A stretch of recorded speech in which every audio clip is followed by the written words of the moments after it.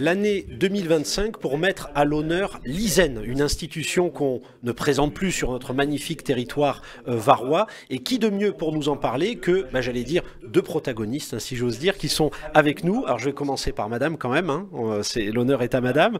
Je vais dire donc Aurélie Demeleux-Mester, que je n'écorche pas le nom. C'est exactement ça. Impeccable. Donc Aurélie Demeleux-Mester qui est responsable de la communication. Et Aurélie n'est pas seule puisqu'elle est accompagnée d'Antoine Parent, le responsable de la vie étudiante et du recrutement. Exactement. Bonjour à tous.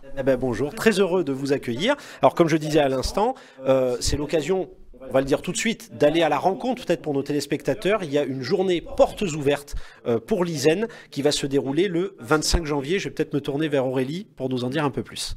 Voilà, tout à fait. Donc la prochaine journée porte ouverte a lieu samedi 25 janvier de 9h à 17h.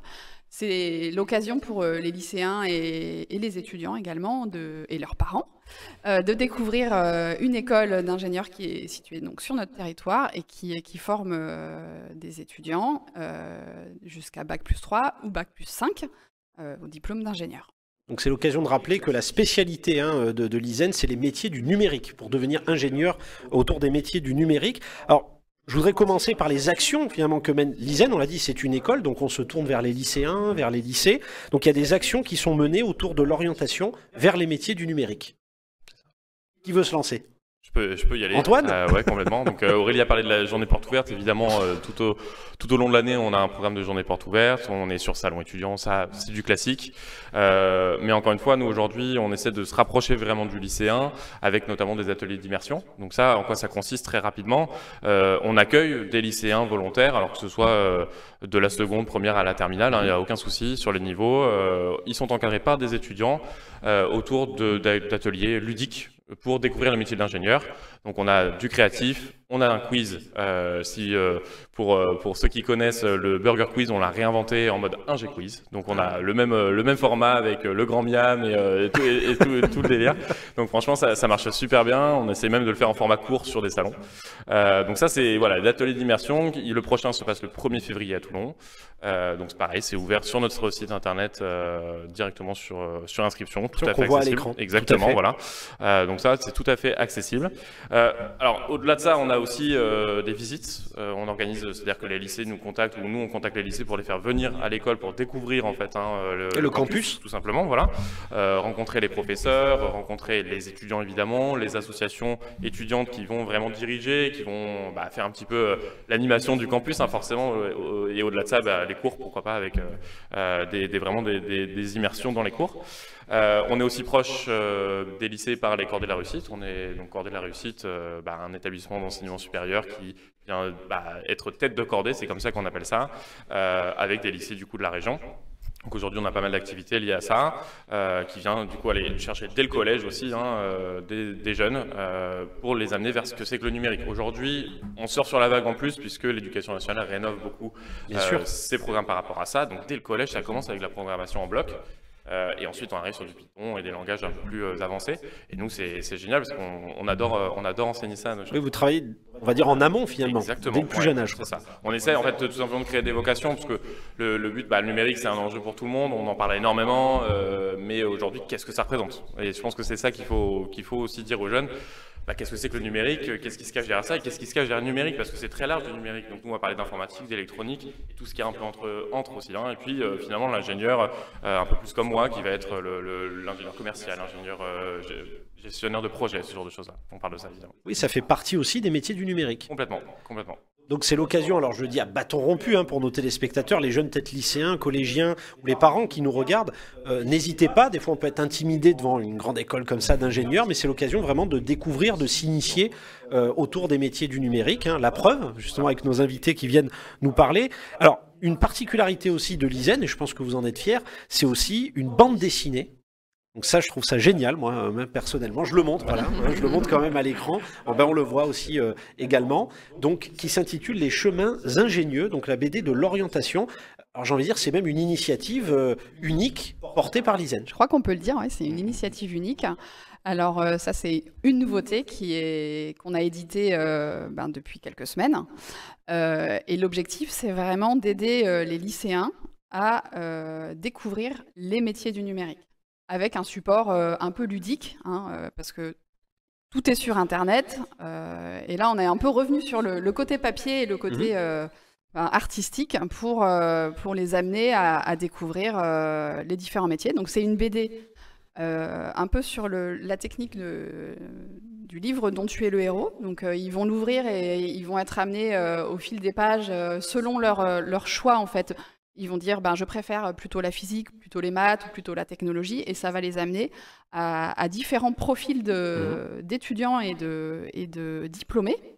Je ne sais pas si on peut le montrer d'ailleurs. On voit à l'écran des extraits, absolument. Au fil et à mesure de la BD, ils vont avoir accès à des QR codes, et là ils vont reprendre leur téléphone, hein, c'est quand même des jeunes adolescents, ils ont leur téléphone à la main, et donc ils vont pouvoir découvrir au choix une formation en cybersécurité, et puis après un diplômé en cybersécurité qui va raconter sa journée, qu'est-ce qu'il fait au jour le jour dans son métier, et c'est des petites vidéos très très courtes comme les jeunes apprécient et qui leur permettront de se projeter en fait, de se dire tiens, j'avais pas pensé à ce type de métier, ce type de formation. Pourquoi pas aller voir, en savoir plus, et puis pourquoi pas venir sur une journée porte ouverte pour rencontrer en vrai ces étudiants et ces diplômés qui pourront les encourager, en tout cas répondre à leurs questions, et puis on espère les aider dans leur orientation. Et on peut souligner même un travail d'équipe, puisque ça a été également soutenu par Atlas et Concepteurs d'Avenir. Tout à fait, ouais. Ce projet, donc, il est issu d'un concours qu'on a gagné l'année dernière, qui a été proposé par l'organisation Atlas, Concepteurs d'Avenir et la Fédération Sinov, dont l'objectif était réellement d'aider les jeunes dans leur orientation. Donc on est vraiment sur un projet 100% orientation. On sait qu'aujourd'hui, avec Parcoursup, c'est pas toujours facile. C'est générateur de beaucoup de stress. Et nous, en tant qu'école, on est là aussi pour aider les jeunes dans leur orientation. On ne veut pas absolument avoir des milliers de candidats chez nous. On veut que les jeunes qui viennent chez nous le fassent par un choix éclairé. Et on veut aussi casser un peu le stéréotype de l'étudiant en sciences qui a des lunettes, voire même une capuche s'il fait de la cybersécurité. Le geek. Voilà, le geek ou le scientifique pur. Nos formations enfermé dans son laboratoire, la caricature. Voilà, un petit peu la caricature. En fait, ce sont des formations qui sont vraiment accessibles à tous. Il n'y a pas besoin d'avoir 18 en maths, 19 en physique et 20 en bio pour rentrer chez nous. C'est vraiment des formations qui sont accessibles, on insiste là-dessus.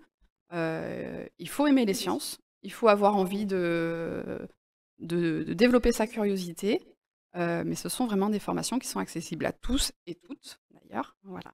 Alors l'occasion de rappeler encore une fois que le 25 janvier, journée portes ouvertes pour l'ISEN. On le voit justement à l'écran sur le campus de Toulon. Donc n'hésitez pas vraiment à aller à la rencontre de l'ISEN. Et je reprends les mots d'Aurélie, un petit peu d'être iconoclaste, de casser des fois un peu le plafond de verre autour du monde des ingénieurs et a fortiori des métiers du numérique. Alors je voudrais poser la question en termes de vision, d'ambition pour l'ISEN, j'allais dire sur le moyen, le long terme. Qu'est-ce que l'ISEN va nous proposer? Quels sont les objectifs finalement? Yes. Alors par rapport à ça, justement c'est une très bonne question. En fait, nous on porte vraiment l'importance sur développer la vocation, comme je le disais un petit peu avant, dès le lycée et même parfois dès le collège. Le but c'est vraiment d'aller chercher les jeunes, d'aller chercher ce qui les intéresse et de se mettre, c'est pour ça qu'on a créé aussi des formats comme ça, pour se mettre un peu, pas chez eux, mais entre guillemets, dans ce qu'ils aiment déjà aujourd'hui.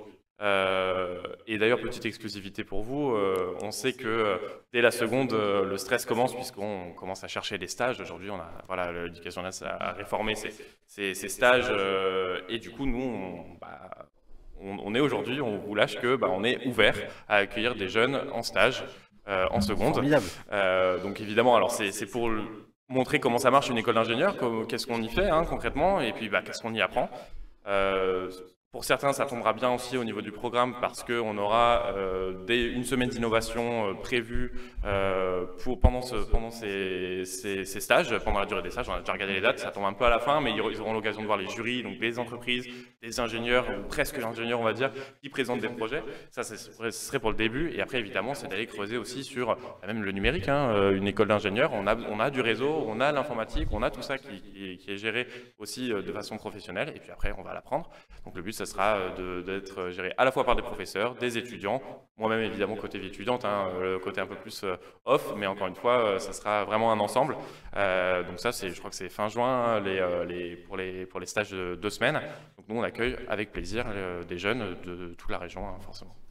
J'allais dire exclusivité hein, pour Info 83, pour nos jeunes téléspectateurs justement, c'est l'occasion et j'allais dire à l'avant-garde, hein, puisque l'ISEN est à l'avant-garde, c'est pas quelque chose qu'on voit de partout dans toutes les écoles d'ingénieurs, donc n'hésitez pas, donc c'est l'occasion également. Et j'allais dire qu'est-ce qu'on peut, je vais me tourner vers Aurélie, qu'est-ce qu'on peut souhaiter aussi pour l'ISEN, qu'est-ce que dans le moyen, long terme, qu'est-ce qui va se passer?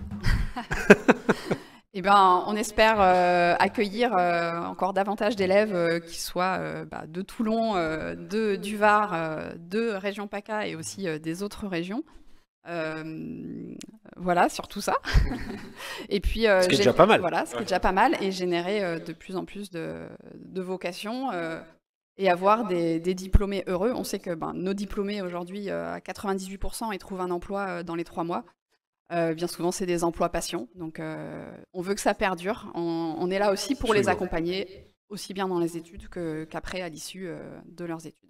Écoutez, j'allais dire, le message est passé pour nos téléspectateurs, que ce soit des parents, des plus jeunes, des lycéens, même des collégiens, comme le disait tout à l'heure. Et avant de vous remercier infiniment, on rappelle que justement, donc Aurélie, alors je ne veux pas écorcher le nom, donc Aurélie Demeule-Mester, voilà, je vais y arriver. Donc, qui est avec nous. Merci encore une fois. Donc, la responsable de la communication à l'ISEN et Antoine Parent, justement, était avec nous, responsable de la vie étudiante et du recrutement. L'occasion de rappeler encore une fois la journée portes ouvertes, le 25 janvier sur le campus de Toulon. L'occasion de voir aussi un magnifique campus parce que c'est un atout, on peut dire, de l'ISEN, Méditerranée. C'est qu'on est dans le sud de la France et on en est convaincu sur Info 83. On est très bien dans le Var. Et encore une fois, n'hésitez pas. J'allais dire, il faut casser ce plafond de verre. N'hésitez pas, si vous êtes éveillé, passionné par ces métiers autour du numérique, c'est l'occasion d'aller à la rencontre d'un très bel établissement. Je me permets de rajouter que je vois encore la journée porte ouverte. Il y aura une thématique aussi évidemment forte sur Parcoursup, puisque la plateforme est ouverte depuis le 15. Donc, là, les lycéens, ça y est, commencent à se décider. Pour certains, peut-être certains se réveillent. Le but, ce sera aussi de créer, on a prévu déjà une conférence un peu en mode travaux pratiques sur la plateforme Parcoursup pour ne serait-ce que s'inscrire sur la plateforme, commencer à renseigner ses vœux, pour l'ISEN évidemment, mais pas que. Pour les accompagner. Vraiment, on va faire une session d'accompagnement à Parcoursup pendant cette journée porte ouverte.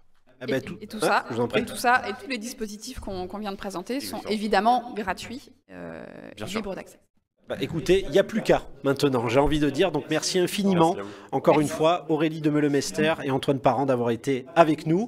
Merci à vous, chers téléspectateurs, pour votre fidélité et à très vite sur Info 83.